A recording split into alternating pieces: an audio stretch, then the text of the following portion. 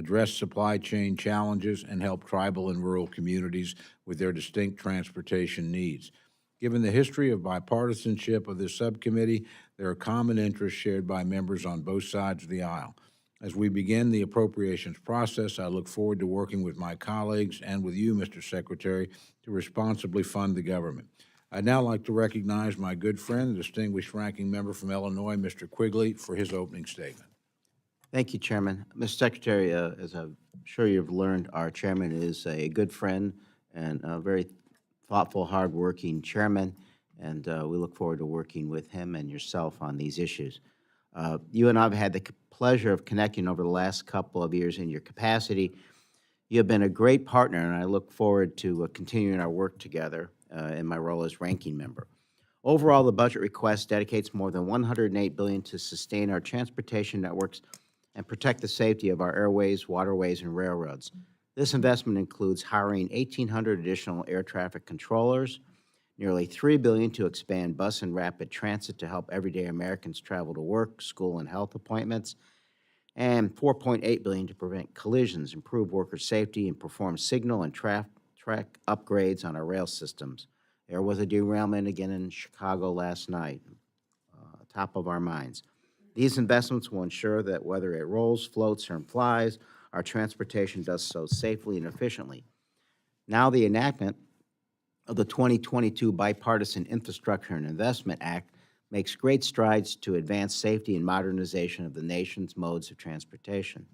The IIJA included more than $660 billion over 5 years to accelerate improvements to ports, roads, bridges, airports, and rail lines, making safety, resiliency, and mobility improvements possible in this decade. Funds in IIJA prioritize lengthy and costly capital backlogs that propel the sophistication of America's transportation networks. Due to their size and scale, these projects are not meant to be fully funded through this subcommittee's annual appropriations bill, which is why IIJA was so desperately needed. What the annual spending bill can do is provide the steady investment our nation needs to move beyond a state of good repair for our transit networks and ensure these networks are safe, resilient, and efficient. In essence, it gets us closer to closing the funding gap, leverages other public and private resources, and helps put shovels in the ground. This is a responsibility of our subcommittee that we must meet annually. Every single program dollar must be supported by federal staff.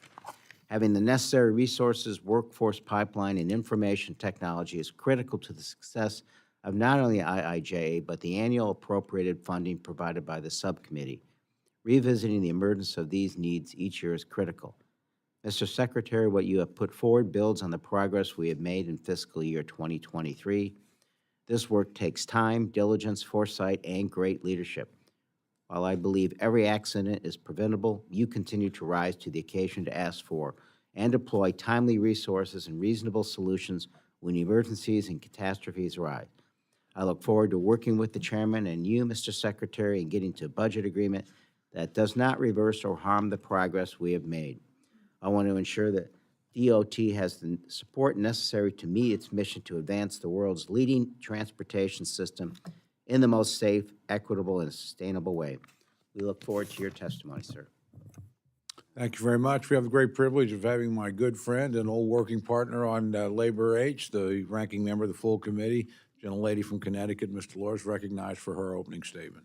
Thank you so much, Mr. Chairman, and I might just say it's wonderful to be with you on the dais, and it won't be a secret to anyone, but I do miss working with you on the committee, but it's a delight to be here with you and with our ranking member Quigley this morning. And Mr. Secretary, thank you for being with us today. You know, you know this, and we all know this on this committee, that our transportation infrastructure is central to the health and well-being of all of our communities. It connects everyone in urban, suburban, rural areas to their jobs, schools, grocery stores, and the care that they depend on.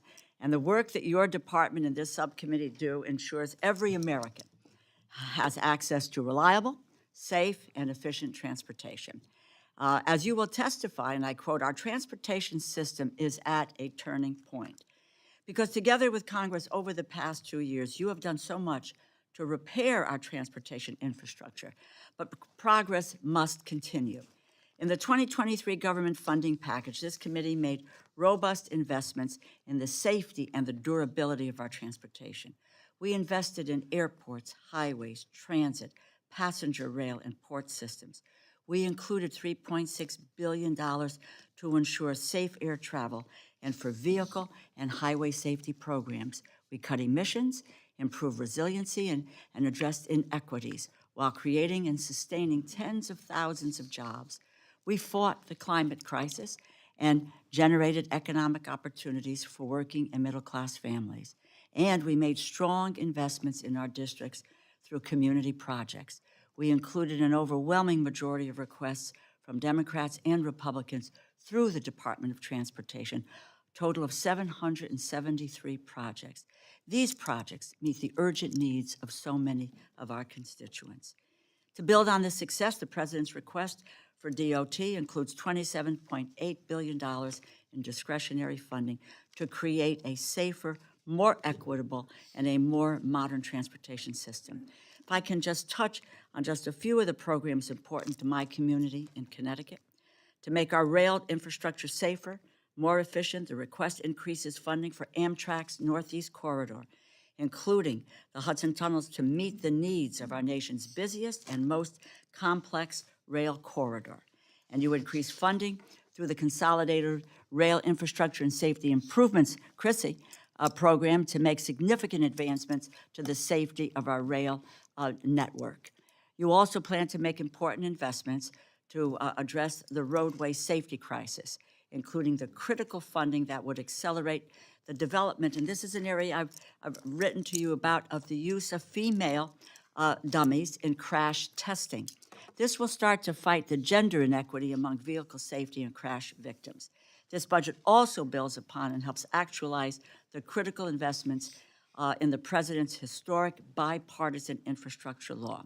Before I conclude, I would just like to mention my worry over only some of my Republican colleagues' calls for drastic cuts to government funding. Yesterday, Speaker McCarthy introduced a bill to cut funding back to the 2022 levels and to impose caps for the next 10 years. Please, let's not make a mistake. Caps are just more cuts. And as you mentioned in your letter to me on the impact of these cuts, they would set our progress back significantly. Let me read some of them to you. Following the catastrophic derailments in eastern Ohio and West Virginia, rail safety jobs would be dramatically reduced, with 11,000 fewer safety inspection days and 30,000 fewer miles of track which is inspected annually. After recent near misses, our air travel would come to a halt, with 125 air traffic control towers shutting down, impacting 1/3 of all U.S. airports. The cuts are devastating. The safety of our communities and our transportation infrastructure depends on strong investments, which in a bipartisan way we have been able to do in the last 2 years, in 2022 and in 2023. We should continue to move in that direction. I thank you again, Mr. Secretary, for all of your work. And with that, Chairman Cole and Ranking Member Quigley, I yield back. Thank you so much. Thank you. And Mr. Secretary, again, it's a delight to have you here, and you're recognized for your opening testimony. Well, good morning, and thank you very much, Chairman Cole, Ranking Member Quigley, Ranking Member DeLauro, the full committee, and all of the members of this subcommittee for welcoming us here and for the opportunity to discuss President Biden's budget request for the Department of Transportation, seeking resources totaling $145 billion. I want to thank the members on both sides of the aisle who have been true partners as we work together to build a better, stronger, safer transportation system for the American people. Your leadership has helped make the 2020s into an infrastructure decade for our country. We're in a moment of both profound challenge and historic opportunity for U.S. transportation. On one hand, our transportation systems are still grappling with the consequences of the pandemic, climate change, and decades of disinvestment. Industries have become more concentrated, often slashing staff and leaving the system less competitive. And when something goes wrong, Americans bear the burden from millions of airline passengers stranded during the holidays to the residents of East Palestine, Ohio, after the Norfolk Southern train derailment there. Yet this is also a moment of unrivaled opportunity and progress. Thanks to the President's leadership and the work of this Congress, we have unprecedented resources to modernize our infrastructure. Every week, shovels are hitting the ground across our country. To date, we've announced over $200 billion for over 23,000 infrastructure projects, and we're continuing to get funding to communities as swiftly as we responsibly can. To name just a few examples from the transportation dimension of that investment. Already, we've started repairing 4,600 bridges and improving almost 70,000 miles of roads, which will mean lower costs, fewer delays, and safer trips. We've awarded the first round of grants under our Safe Roads and Streets for All program, delivering safety funding to big cities like Detroit, rural communities like Fayette County, Iowa, and tribal lands like the Blackfeet Indian Reservation in Montana. As you know, we see roughly as many traffic deaths in America as gun deaths every year. That's why the President's budget includes $3.1 billion for the Highway Safety Improvement Program and advanced safety research initiatives.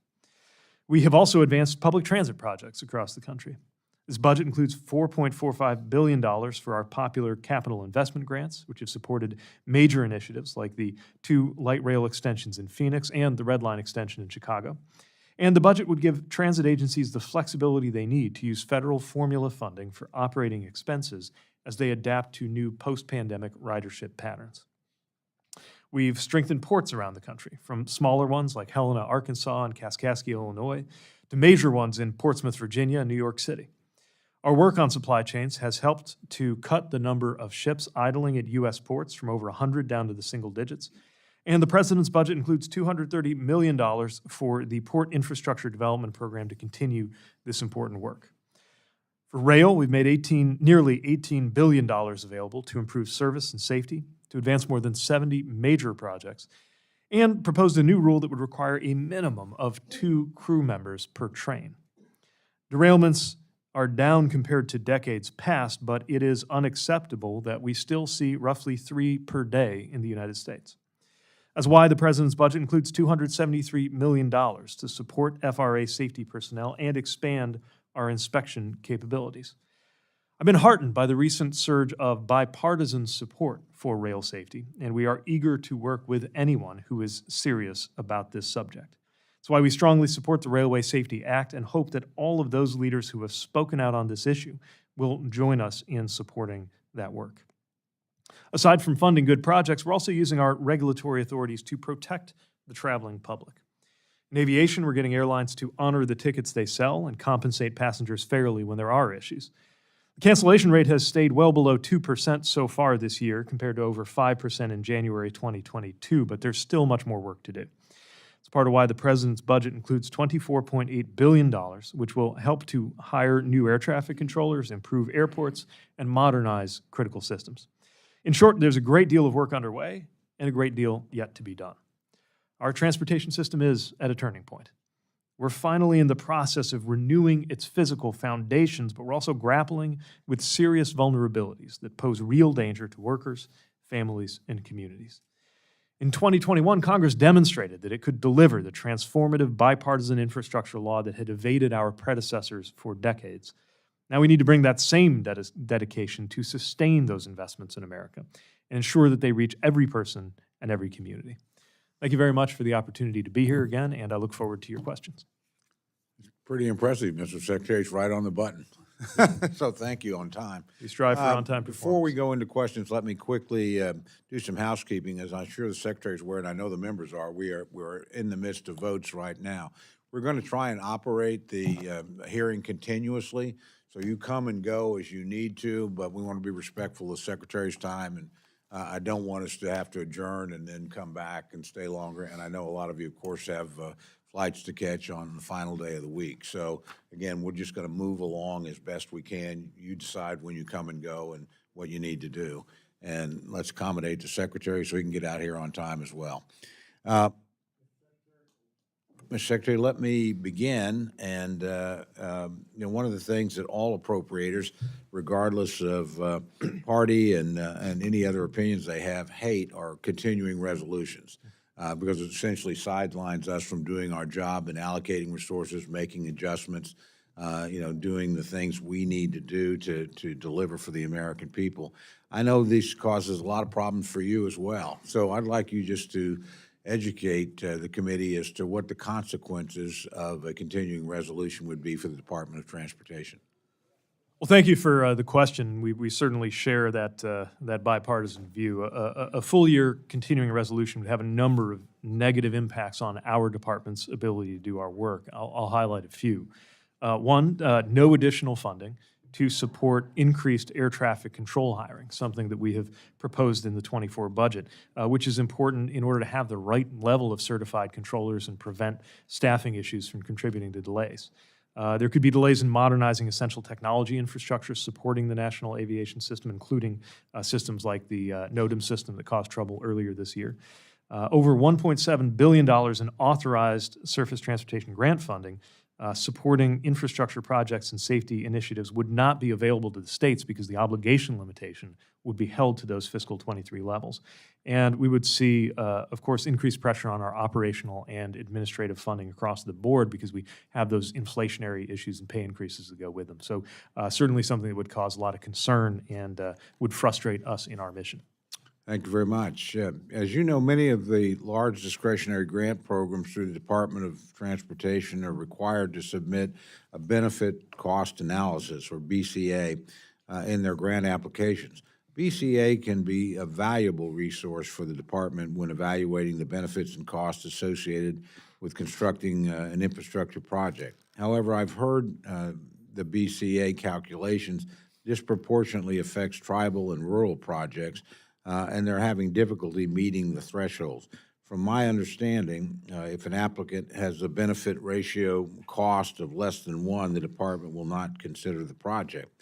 Mr. Secretary, are you aware of any concerns from stakeholders or grant applicants about the BCA guidance and its calculations, particularly from tribal and rural areas? Well, it's very important to us to make sure that the BCA process is one that doesn't unfairly disadvantage any community. And where Congress requires that there be a benefit cost ratio in excess of 1, it's important to us to make sure that that process is one that is fair and workable for project sponsors. I will say that in some ways this can be beneficial for rural and tribal communities. Often costs are lower in those areas compared to urban areas around issues like right-of-way acquisition.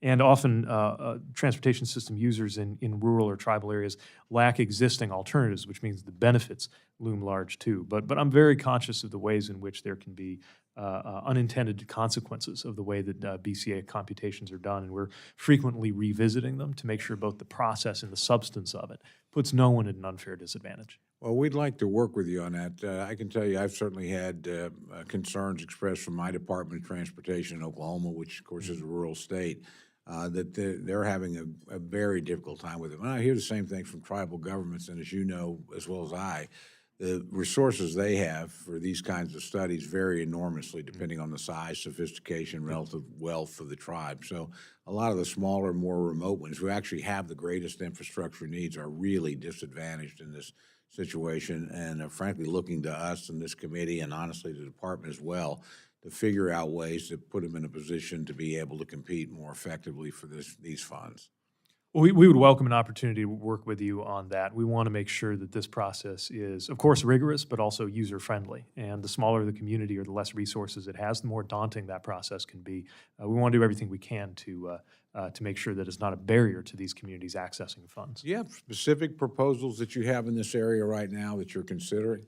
Well, one thing I know is that OMB has revised guidance on the BCA process. What we try to do is fit any either administrative guidance, administration-wide, and or statutorily required thresholds and fit them to a day-to-day process that's more user-friendly. It's part of why we've stepped up technical assistance, try to make sure that our own resources go to working with those communities that can struggle. And there are a handful of processes that aren't subject, or I should say programs that aren't subject to that BCA requirement. And so when we see one that just any way you do it isn't going to make the cut, but is still a worthy project, we try to remind project sponsors of the opportunity to apply to those programs as well. Thank you very much. I'll now turn to, the ranking member of the full, you want to go to vote? No, I said I'll go next. Okay, yeah, very good. The ranking member of the full committee, my good friend, Ms. Delora, for her questions. Thank you very much, Mr. Chairman. In the interest of time, and the votes, let me just truncate any kind of commentary, but focus in, Mr. Secretary, on what has been the pronouncements on cutting the budgets of this to at least 22% if we move to the 2022 levels for the 2024 budget. With regard to Amtrak, that would mean a $540 million cut to Amtrak.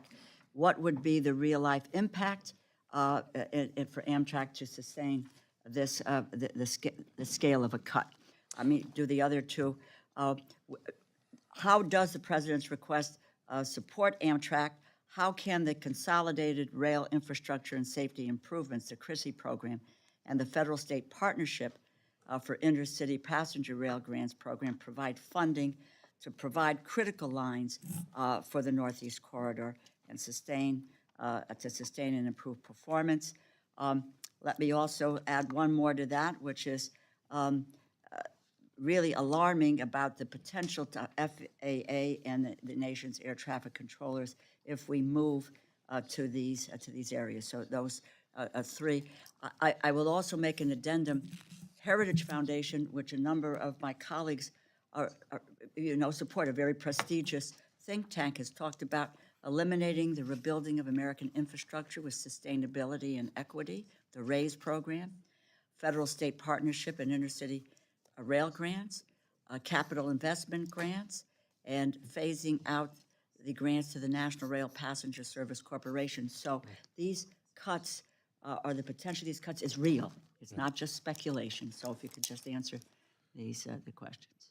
Well, eliminating a program like RAISE would mean that hundreds of communities would miss out on the opportunity to make improvements that are benefiting everything from supply chains to physical safety of travelers. And I could point to every part of the country where those projects are underway.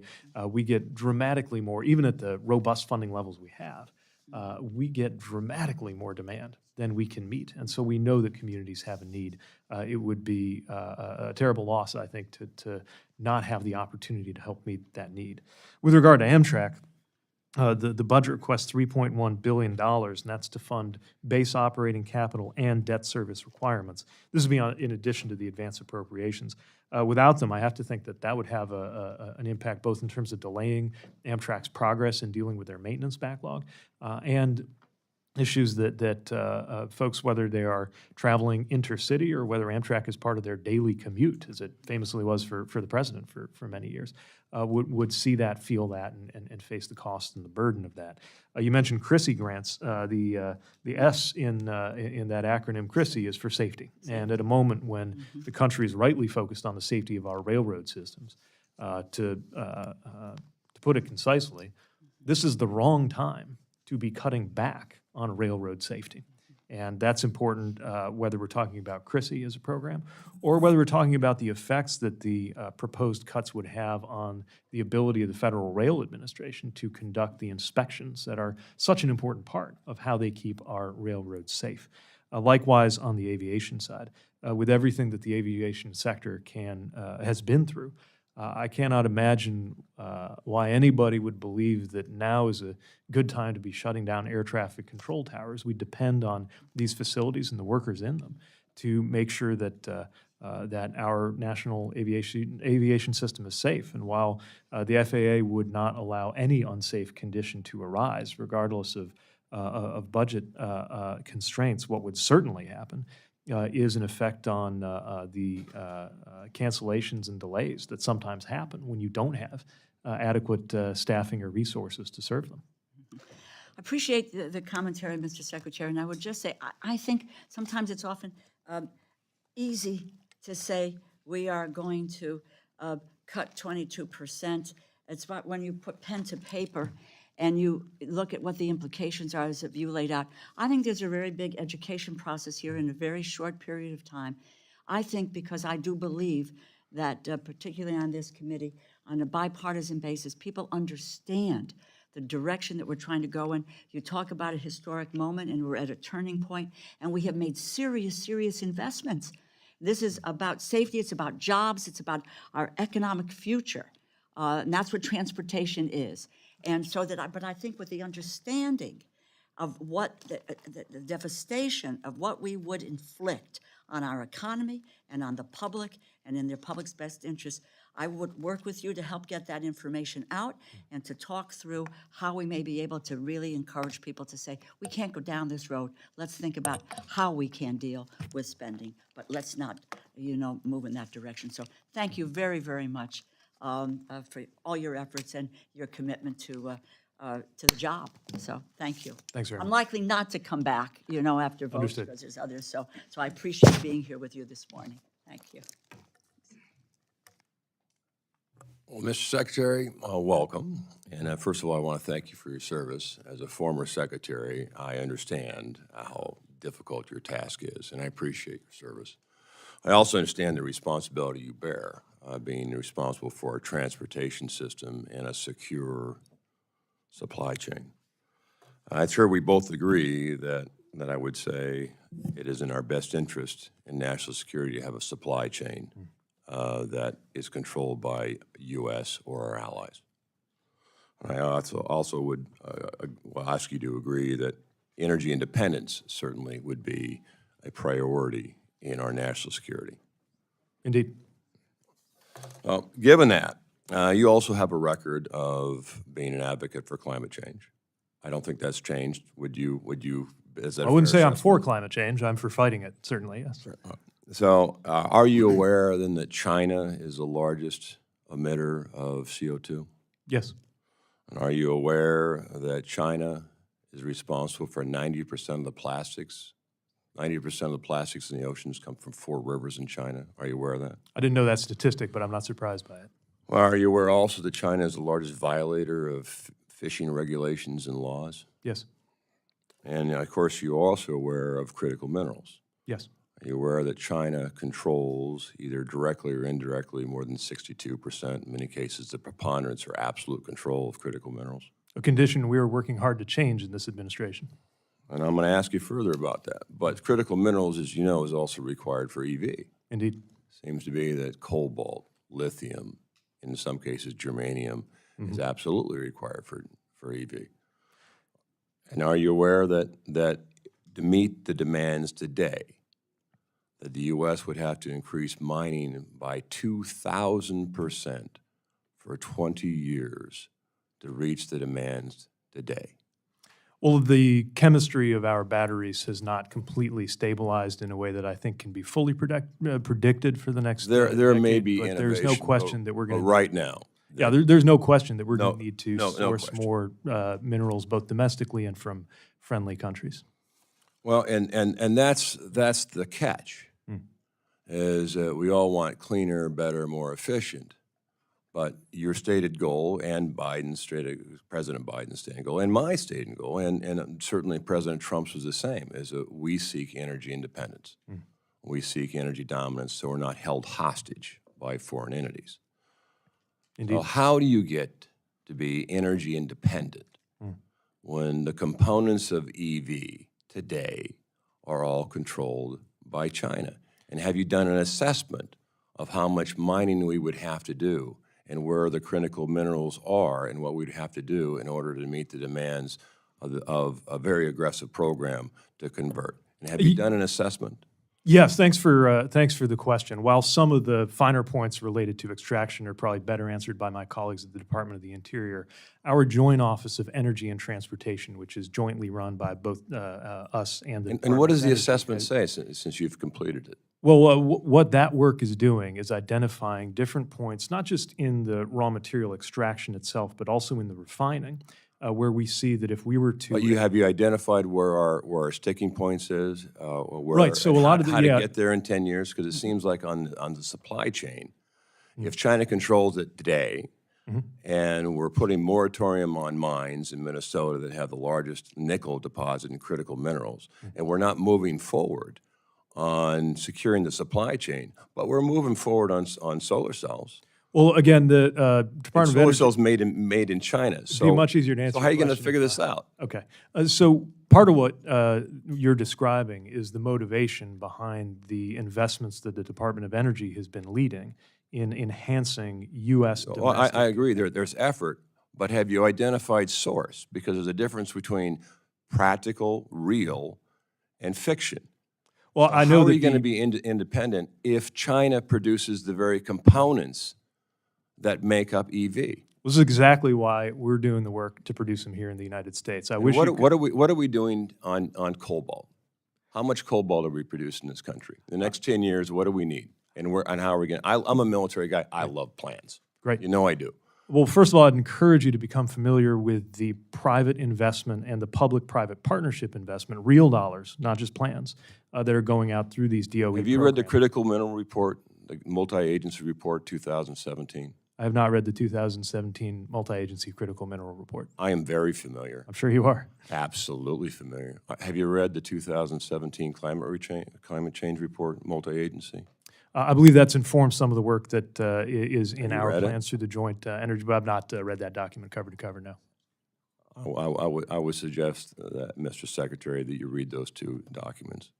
Well, I can, Because on both cases, what they clearly state is the U.S. is becoming dependent on China.